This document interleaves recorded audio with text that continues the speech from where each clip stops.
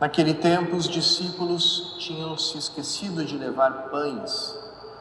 Tinham consigo, na barca, apenas um pão. Então Jesus os advertiu: prestai atenção e tomai cuidado com o fermento dos fariseus e com o fermento de Herodes. Os discípulos diziam entre si: é porque não temos pão. Mas Jesus percebeu e perguntou-lhes: por que discutis sobre a falta de pão? Ainda não entendeis e nem compreendeis? Vós tendes o coração endurecido? Tendo olhos, vós não vedes, e tendo ouvidos, não ouvis? Não vos lembrais de quanto repartis 5 pães para 5.000 pessoas? Quantos cestos vós recolhestes cheios de pedaços? Eles responderam: 12. Jesus perguntou: e quando repartis 7 pães com 4.000 pessoas, quantos cestos vós recolhestes cheios de pedaços? Eles responderam: 7. Jesus disse: e vós ainda não compreendeis? Palavra da salvação.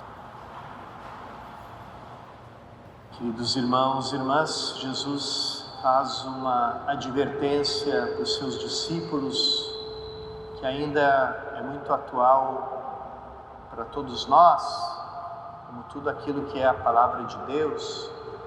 E os discípulos não entendem. Jesus fala do fermento, de termos cuidado com o fermento. E eles pensam que ele está se referindo ao fato de que eles esqueceram do pão quando entraram na barca. Então, Jesus, diante daquela preocupação deles com o pão, lembra o que aconteceu quando ele multiplicou os pães para as multidões e ainda sobraram tantos pães para eles?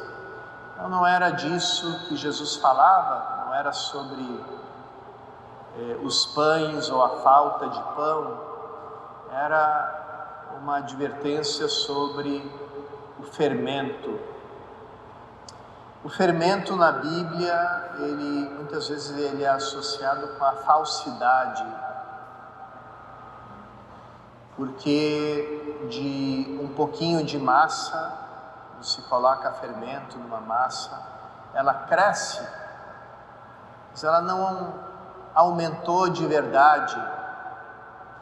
Ela cresceu porque o fermento produziu bolhas, dentro dela, e ela ficou toda aerada e por isso parece maior do que ela realmente é.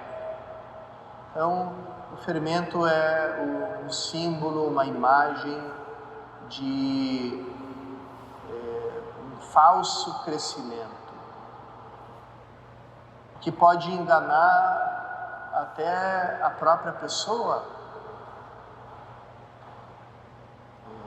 São Paulo, diante da comunidade dos coríntios, que eram pessoas que gostavam muito de discutir assuntos teológicos, filosóficos, e se consideravam, pelas palavras de Paulo, às vezes um pouco irônico com eles, talvez mais inteligentes, mais instruídos, intelectuais que o próprio Paulo. Então ele dizia: vocês sabem tudo, nós apóstolos somos uns ignorantes, vocês é que sabem tudo, Tomara que vocês realmente soubessem algo. E no meio dessas advertências que ele faz, ele diz em algum momento: a ciência incha, só o amor edifica e faz crescer. Ele se referia, claro, a essa ciência filosófica, teológica, essa reflexão que é muito boa, não tem nada de errado em si mesma, porque como é bom quando a gente tem cristãos e católicos bem instruídos na fé, né, que aprofundam a fé, as verdades da fé. Isso é muito bom, é uma coisa boa, e a igreja recomenda, incentiva, fomenta isso.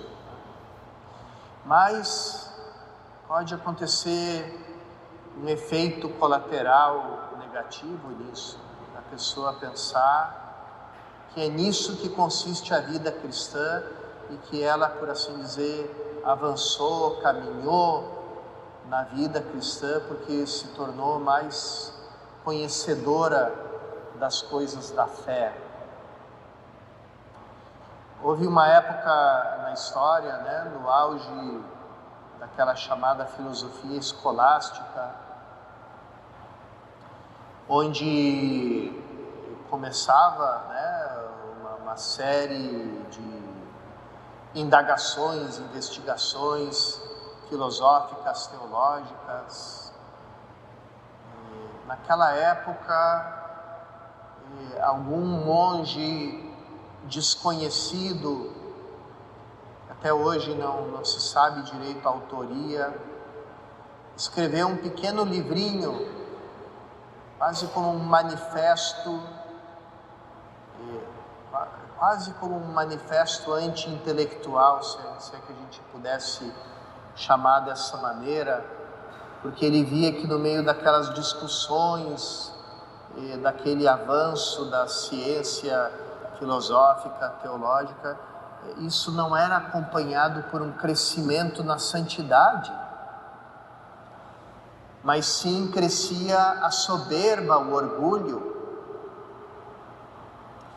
Então, o autor desse pequeno livrinho chamado Imitação de Cristo lembrava isso, né? É melhor experimentar a Santíssima Trindade no teu coração do que procurar defini-la.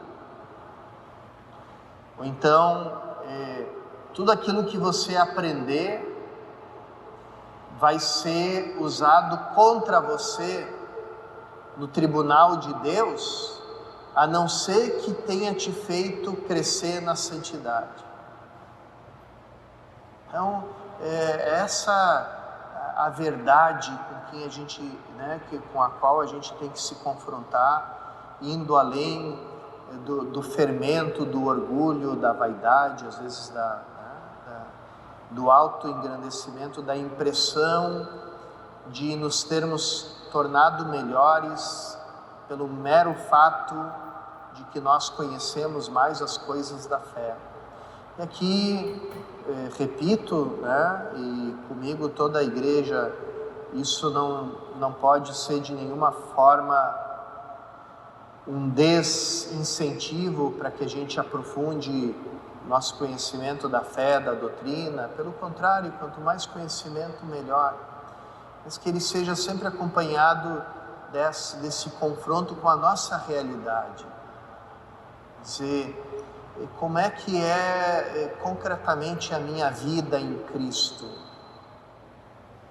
Como é que ela se manifesta de forma concreta na minha vida, no meu convívio, na minha família, nas posições que eu tomo diante da comunidade, diante da sociedade. Enfim, aí existe todo um campo em que a gente pode se perguntar que espaço eu estou dando para a obra redentora de Cristo no meu coração, essa obra que iniciou no meu batismo, mas que vai crescendo em mim à medida que a graça de Deus vai encontrando em mim um espaço, uma acolhida, que vai me levando à santificação. Ou, como dizem os cristãos do Oriente de uma forma ainda mais atrevida, mais verdadeira, né?